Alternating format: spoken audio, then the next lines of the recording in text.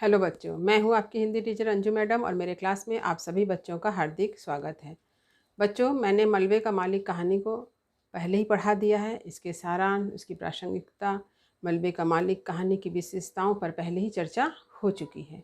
इन सारे विषयों से संबंधित वीडियो का लिंक आपके डिस्क्रिप्शन बॉक्स में दे दिया गया है।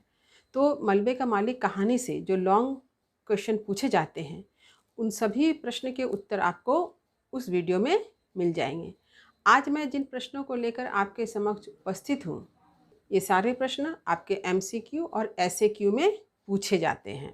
तो आज मैं जिन प्रश्नों को लेकर आपके समक्ष उपस्थित हूँ, उसे मैं 2 भागों में प्रस्तुत करूँगी, क्योंकि प्रश्नों की संख्या बहुत अधिक है, जिसे एक ही बैठक में समझा देना संभव नहीं होगा। आप जानते हैं, मैं किसी भी विषय को बहुत ही धीरे धीरे समझाकर पढ़ाती हूँ, तो ठीक इसी तरह से प्रश्न उत्तर चर्चा को भी मैं धीरे धीरे आप लोगों को समझाऊंगी, ताकि आप इसे खूब अच्छी तरह से समझ लें। परीक्षा में पूछे गए हर प्रश्न का जवाब आप अच्छी तरह से दे सकें, यह मेरी कामना होती है। तो चलिए आरंभ करती हूँ। प्रश्न उत्तर चर्चा भाग 1। प्रश्न: मलबे का मालिक कहानी की रचना की पृष्ठभूमि क्या है? उत्तर है भारत विभाजन की पृष्ठभूमि। मैंने कहानी के सारांश को समझाते हुए यह बतला दिया था कि मलबे का मालिक कहानी जो है वह हमारे देश विभाजन की समस्या पर आधारित है। उसकी त्रासदी को व्यक्त करती है, जब हमारा देश जो है हिंदुस्तान और पाकिस्तान 2 भागों में बंट गया, यानी हमारे भारतवर्ष के टुकड़े हो गए। दूसरा, कितने वर्ष बाद लोग लाहौर से अमृतसर आए थे? उत्तर है 7.5 वर्ष बाद। प्रश्न: वे किस बहाने अमृतसर आए थे? उत्तर है हॉकी का मैच देखने का बहाना। प्रश्न: अमृतसर के घर और बाजार उन्हें पराए क्यों प्रतीत होते हैं? उत्तर है क्योंकि आज वे लोग पाकिस्तान में रहते हैं। यानी हिंदुस्तान के जो लोग पाकिस्तान चले गए थे, वे जब पुनः हिंदुस्तान आते हैं, अमृतसर आते हैं, तो उन्हें वो जगह पराया लगने लगता है। प्रश्न: वह शहर यानी अमृतसर आकर्षण का केंद्र क्यों बन गया था? उत्तर है अमृतसर इसलिए आकर्षण का केंद्र बन गया था क्योंकि पाकिस्तान यानी लाहौर से आए मुसलमानों को अपना घर याद आ रहा था, जो कभी हिंदुस्तान यानी अमृतसर में था। उन्हें अपनी हर पुरानी चीज़ें और बातें याद आ रही थी। प्रश्न: तुर्रेदार पगड़ियाँ और लाल तुर्की टोपी किनकी है और यह कहाँ नजर आ रही है? उत्तर है लाहौर से अमृतसर आए मुसलमानों की तुर्रेदार पगड़ियाँ और लाल तुर्की टोपी है, और यह नजर आती है अमृतसर के बाजार में। प्रश्न: सुखी भटियारिन की भट्टी की जगह अब क्या है? उत्तर होगा पान की दुकान। प्रश्न: हाकिम आसिफ अली की दुकान पर किसका कब्जा है? उत्तर एक मोची ने कब्जा किया है।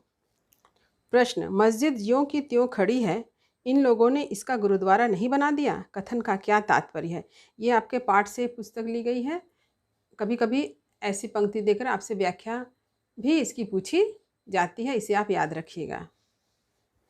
इस कथन का तात्पर्य यह है कि देश विभाजन के समय भले ही दंगे हुए थे, पर किसी ने भी यानी अमृतसर के वासी ने मस्जिद को किसी प्रकार से हानि नहीं पहुंचाई, क्योंकि मस्जिद के प्रति सम्मान की भावना है, और यहाँ इसी को दर्शाया गया है। यानी जो मुसलमान अमृतसर से लाहौर चले गए थे, उनको क्या लगा था कि दंगे के समय जैसे लोगों का मकान जला दिया जा रहा है, लूट लिया जा रहा है, तो शायद मस्जिद को भी तोड़ दिया जाएगा और उसकी जगह गुरुद्वारा बना दिया जाएगा। लेकिन जब वे वापस हॉकी देखने के बहाने अमृतसर आते हैं, तो देखते हैं कि मस्जिद जो है ज्यों की त्यों खड़ी है। लोगों ने इसका गुरुद्वारा नहीं बनाया। तो लोगों ने इसका गुरुद्वारा क्यों नहीं बनाया? क्योंकि यहाँ के जो लोग थे, उनके मन में भी मस्जिद के प्रति सम्मान की भावना है, श्रद्धा की भावना है। प्रश्न: अमृतसर में लोग मुसलमानों को देखकर रास्ते से क्यों हट जाते थे? उत्तर: लोग भय से आशंकित होकर रास्ते से हट जाते थे। अब देखिए, भय से आशंकित होने का क्या तात्पर्य है? क्योंकि उन लोगों ने दंगा देखा था, तो उस दंगे की याद जब उन्हें आती है, कब? इन लोगों को देखने के बाद, तो वो भय से आशंकित हो उठते हैं। प्रश्न: लाहौर एक शहर नहीं, हजारों लोगों का सगा संबंधी है, कथन का क्या तात्पर्य है? उत्तर: लोगों के द्वारा पूछे गए सवालों में बहुत ज़्यादा आत्मीयता झलकती थी। लाहौर का हाल जानने के लिए अमृतसर के लोग उत्सुक थे। यानी जो हिंदू लाहौर से अमृतसर आकर बस गए थे, उन लोगों के लिए आज भी लाहौर उनका अपना शहर है।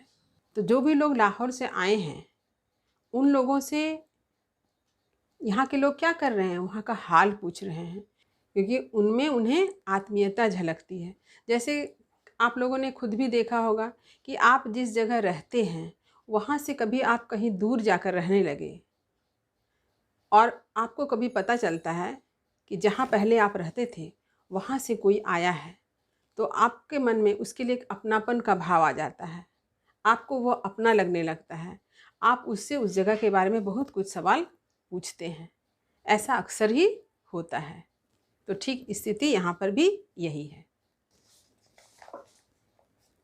प्रश्न, बाजार बासा क्या है? उत्तर है, बाजार बासा अमृतसर का एक उजड़ा सा बाजार है जहाँ विभाजन से पहले ज़्यादातर निचले तबके के मुसलमान रहते थे। प्रश्न, बाजार बासा में किस चीज़ें की दुकान थी? उत्तर, बाजार बासा में बांस और सहतीरों की दुकानें थी। देखिए, बाजार बासा में बासा शब्द से तो बांस पता चल रहा है, और ये सहतीर, देखिए सहतीर शब्द जो है आप लोग सोच रहे हैं सहतीर क्या है। तो आप लोग ने ध्यान दिया होगा कि जब कभी कोई घर बांस से बनता, बांस माने खपरेल इत्यादि से, तो क्या होता, ऊपर में बांस दिया जाता है। लेकिन बांस को संभालने के लिए कुछ मोटी मोटी लकड़ियाँ होती है जो दीवालों पर रखी जाती है। तो जो मोटी लकड़ियाँ हैं उसे ही कहते हैं सहतीर। प्रश्न, बाजार बासा की दुकानें कैसे नष्ट हो गई? उत्तर है, देश विभाजन के समय हुए आगजनी से दुकानें जलकर नष्ट हो गई। आगजनी माने आग लगा दिया गया था। प्रश्न, आगजनी के कारण अब बाजार बासा में क्या दिखाई पड़ता है और वहाँ पहले की तरह चहल पहल क्यों नहीं है? उत्तर देखिए, आगजनी के कारण अब जगह जगह मलबे का ढेर दिखाई पड़ता है। आगजनी से वहाँ के ज़्यादातर लोग अपने मकानों के साथ जलकर भस्म हो गए और जो बचे वे पाकिस्तान चले गए। यही कारण है कि वहाँ पहले की तरह चहल पहल नहीं है। यानी दंगा हुआ था, दंगा में घर में आग लगा दी गई, आग लगने से कुछ लोग उसमें जलकर मर गए और जो बचे वो कहाँ चले गए? पाकिस्तान चले गए। यही कारण है कि आज वहाँ कोई चहल पहल दिखाई नहीं देती है। प्रश्न देखिए, 7.5 वर्ष बाद बाजार बासा के वीरान मोहल्ले में कौन आया? उत्तर है, एक दुबला पतला बूढ़ा मुसलमान जिसका नाम गनी मियाँ था। ये गनी मियाँ का पूरा नाम क्या? अब्दुल गनी खां। प्रश्न, गनी मियाँ भूल भुलैया में क्यों पड़ गया?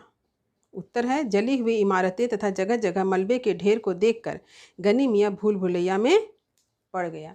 क्योंकि गनी जब यहाँ रहता था तब उसने यहाँ मकान देखा था, लेकिन 7.5 वर्ष बाद जब वह लाहौर से अमृतसर आता है तो वहाँ क्या देखता है? जले हुए घर के मलबे। तो वो बड़ा हैरत में पड़ जाता है और ऐसे लगता है कि वो जैसे भूल भुलैया में आ गया है। उसे कुछ भी पहचाना हुआ प्रतीत नहीं होता है। प्रश्न, गली में पहुंचकर गनी मियाँ ने क्या महसूस किया? उत्तर है, गनी मियाँ ने महसूस किया कि सब कुछ बदल गया मगर बोलियां नहीं बदली। उसके इस भाव में उनका सब कुछ खोने तथा एक दर्द छिपा दिखाई देता है। हर वस्तु, घर, मकान, जायदाद सब कुछ बदल गया पर नहीं बदली तो बोलियां। प्रश्न, गली में गनी मियाँ ने किसे पहचाना? उत्तर है, मनोरी नाम के एक लड़के को पहचाना जो उस मोहल्ले में रहता था। प्रश्न, गनी खां वहाँ क्या ढूंढ रहा था? उत्तर है, वह अपने मकान को ढूंढ रहा था, अपने बच्चों को ढूंढ रहा था। यानी गनी जो है वह अपने घर ढूंढने के लिए आया था, अपने मकान को ढूंढने आया था, अपने परिवार, अपने बच्चे को वहाँ पर ढूंढने की कोशिश कर रहा था। वह जानता था कि उसके बच्चे और उसके परिवार वालों की हत्या कर दी गई है, फिर भी मानो वह उसी की तलाश में वहाँ आया था। प्रश्न, अपने जले हुए घर को देखकर उसकी क्या प्रतिक्रिया हुई? अपने घर को देखने की इच्छा होने पर मनोरी ने एक मलबे की तरफ इशारा किया और बतलाया कि वह था तुम्हारा मकान। तो ठिठक कर फटी फटी आंखों से उस तरफ देखता रहा, क्योंकि उसकी आंखों को यह विश्वास नहीं हो रहा था कि अब वह जलकर मलबे में तब्दील हो गया। तो ये वह मतलब क्या है? घर। उसका गला खुश्क यानी सूख गया और कांपने लगा। वह इस सत्य को स्वीकार नहीं कर पा रहा था। यानी उसे अपना घर देखने की तो काफ़ी इच्छा थी। मनोरी क्या करता है, एक मलबे की ओर इशारा करता है और बताता है कि वह था तुम्हारा घर। तो वो हैरान रह जाता है, वो फटी फटी आंखों से उस मलबे को देखता रहता है कि उसका घर आज मलबे में तब्दील हो गया, ऐसी परिस्थिति हो गई। और ये सोचकर उसे बहुत कष्ट होता है और यह सोचकर उसके मन में एक टीस उठती है, उसका गला सूखने लगता है, वह कांपने लगता है। प्रश्न, मनोरी ने घर के जल जाने का क्या कारण बतलाया? उत्तर है, मनोरी ने बतलाया कि जब देश विभाजन हुआ तभी दंगाइयों ने उसके घर में आग लगा दी। तो मनोरी ने उसके घर जलने का कारण यह बतलाया था कि जब देश विभाजन हो रहा था तब दंगाइयों ने उसके घर में आग लगा दी, जिससे उसका घर जलकर राख हो गया, मलबे में तब्दील हो गया। तो आज के वीडियो में बस इतना ही। अगले वीडियो में बाकी बचे हुए प्रश्नों की मैं चर्चा करूँगी, साथ ही साथ उसके उत्तर की भी चर्चा होगी। वीडियो को लाइक करें, सभी पढ़ने वाले विद्यार्थियों में इसे शेयर अवश्य करें। जो बच्चे चैनल पर नए हैं वो चैनल को सब्सक्राइब करना ना भूलें, ताकि हर नए वीडियो का नोटिफिकेशन उन्हें समय समय पर मिलता रहे। यदि कहीं कुछ समझने में दिक्कत हुई हो तो मुझसे बेहिचक प्रश्न पूछ सकते हैं, मैं आपके हर प्रश्न का जवाब दूंगी। तब तक पढ़ते रहिए, जीवन में आगे बढ़ते रहिए। मेरी शुभकामनाएं आप सभी बच्चों के साथ है। धन्यवाद।